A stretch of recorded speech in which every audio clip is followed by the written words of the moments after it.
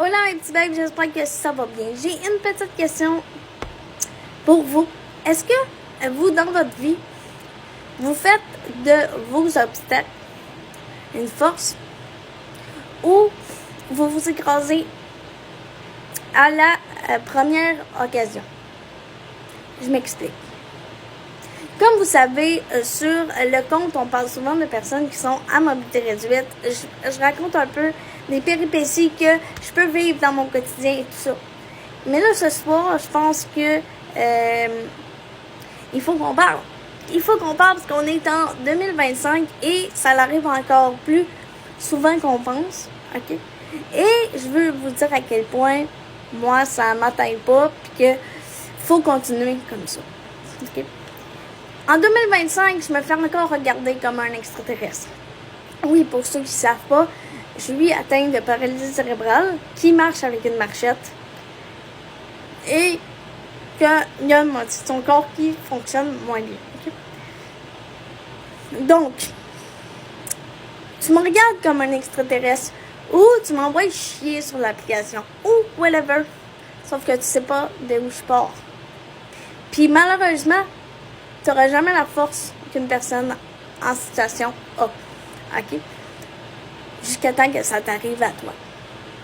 OK? Puis là, je fais plus de prévention que je pointe du doigt. OK? C'est bien important que vous compreniez que je vous juge pas et que je veux vous faire comprendre à quel point être une personne à mobilité réduite, c'est déjà un poids. Donc, voilà. Et je suis déjà une personne qui est en mobilité réduite, qui va en live, puis qui a une philosophie de la vie vraiment intéressante. Et il se fait ramasser, mais ramasser, mon chum, c'est dégueulasse. OK? Je veux juste vous conter le début de ma vie, OK? Parce que je pense que ça, j'en ai jamais parlé sur mon TikTok, puis je pense que ça va ouvrir les yeux à beaucoup de monde qui vont écouter mon TikTok. Reste jusqu'à la fin parce que c'est intéressant quand même ce que j'ai à te dire. Savez-vous que moi dans la vie, j'ai pas toujours marché, j'ai pas toujours fonctionné comme je fonctionne. Puis pour me rendre où je suis rendue, j'ai travaillé fort en optique. OK? Quand je te dis travailler fort, je rampais comme un ver à terre. OK? Je faisais le tour de la maison à un bras. Parce que l'autre était trop raide. OK? Toi qui es derrière ton petit écran là, qui écoute cette vidéo-là, là, t'aurais-tu les couilles de le faire, ça? De te lever, d'aller à l'école, d'avoir de la physio et de l'ergo, tout ce que tu veux, là, t'as fait tirer, pis tout ça, là. Ça fait mal. Ça fait mal, mais faut que tu le fasses. Parce que sinon, t'avances pas. Puis, ce qui est ironique là-dedans, c'est que j'ai jamais vécu comme quelqu'un qui est handicapé. Jamais. J'ai toujours fait de mon handicap quelque chose de positif, mais de négatif en même temps. Parce qu'on s'entend qu'un handicap, je l'accepte pas. Et je le dis haut et fort, non. Je n'accepte pas mon handicap. Pour moi, je suis comme en colocation avec mon corps. Et je suis pas toujours d'accord. Hein? Et il y a quelques années, mon médecin m'a dit, écoute, tu dégrades, pas à moyen terme ou pas à moyen terme ou à court terme, pardon, mais un jour tu ne marcherais plus. Et moi, dans ma tête, ça fait non. Je vais marcher tant que je vais le décider. Pourquoi?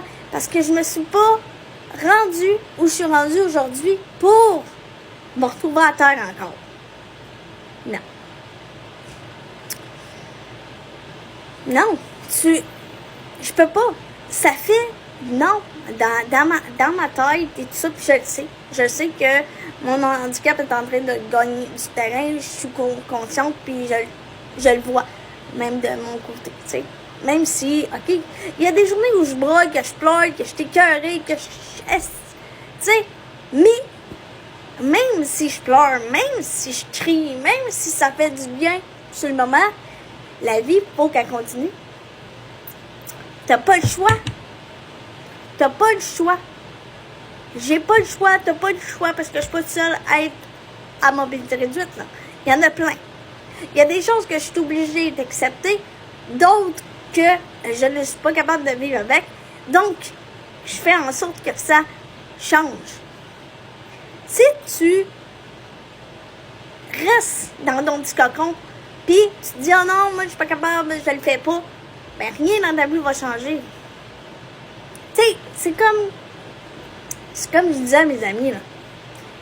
Depuis que je suis revenue de Drummondville, ben je suis vraiment plus sereine avec moi-même, puis beaucoup plus calme en dedans. Parce que pourquoi? Parce que pour une fois, je me suis regardée dans le miroir et j'ai dit là, faut que je prenne soin de moi. Comme vous avez remarqué, j'ai des messages en DM qui disent hey, on ne te voit plus, t'es plus sur des lives, tu viens plus nous voir. Non, non. C'est pas que je veux pas vous voir. C'est pas que je veux pas vous parler. C'est que je prends énormément soin de moi parce que j'en ai besoin. Tu sais, c'est facile de dire ah oui, garde d'être là à tous les jours, pis tout. Sauf qu'à un moment donné, ça vient lourd.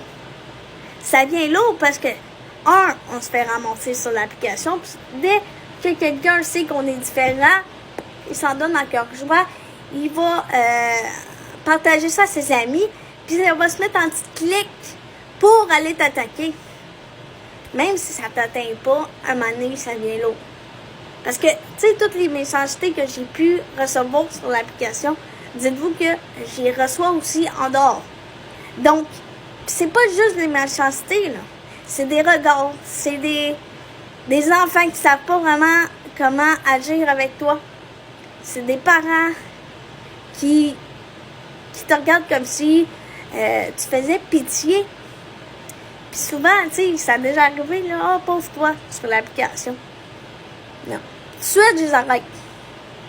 Parce que moi, je suis née comme ça. J'ai jamais connu d'autre chose. J'ai jamais marché de ma vie sans ma marchette. Mais, j'ai fait l'effort de me lever de bout, d'avoir une marchette, puis de marcher. Quand je vais à Drummondville, je marche. Mes amis n'ont pas de char.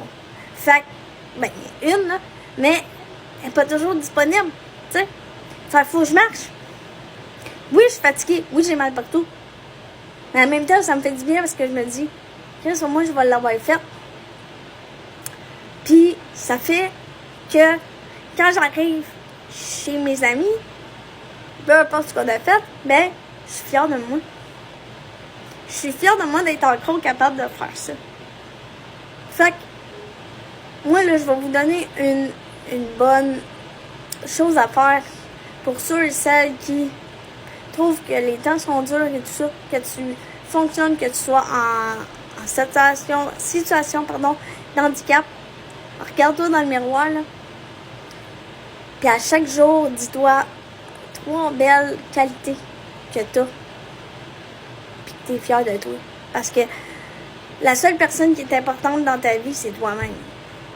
Si tu t'écrases, ben le problème il est encore là. Tu peux le broyer, broye-les, ça fait du bien.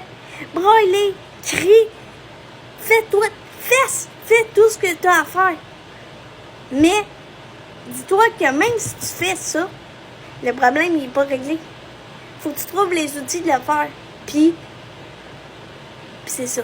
Tu sais, la personne que t'es, que tu sois handicapé ou pas, c'est ta vie, c'est tes choix, c'est toi qui dois avancer. Il n'y a personne qui va le faire à ta place. Moi, là, avant tout ça, il ne reste pas beaucoup de temps, mais avant tout ça, je pensais que mon bonheur était dirigé pour les autres. Que les autres faisaient mon bonheur, jusqu'à temps que je comprenne que c'est moi qui fais mon bonheur, c'est pas les autres. Mon bonheur ne doit pas dépendre de quelqu'un, doit dépendre de moi, tout simplement. Donc là-dessus, je vous souhaite une belle fin de soirée, je vous aime. Merci de m'avoir écouté.